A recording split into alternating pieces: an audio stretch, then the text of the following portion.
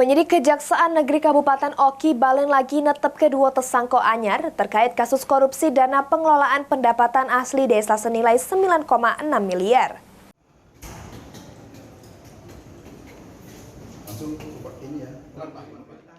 Perkara tindak pidana korupsi penyalahgunaan pengelolaan pendapatan asli desa Bukit Batu, Kecamatan Air Sugihan terus bergulir.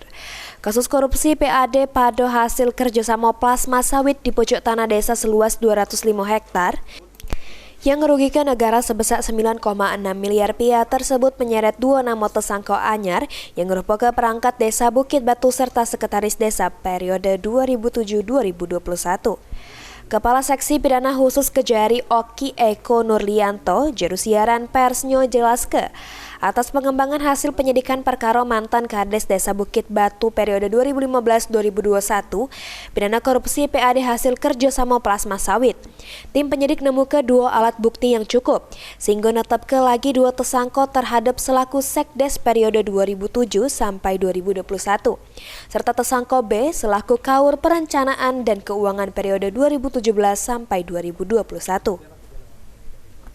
Di mana seharusnya dua perangkat desa ini mengelola dana hasil PAD ke kas desa justru terbukti nyerah kenyo ke tersangka AS yang sudah terlebih dahulu ditetapkan sebagai tersangka atas penyimpangan pengelolaan hasil sawit di atas tanah desa sepanjang tahun 2015 sampai 2021 ini sudah merugikan keuangan negara sebesar 9,6 miliar rupiah.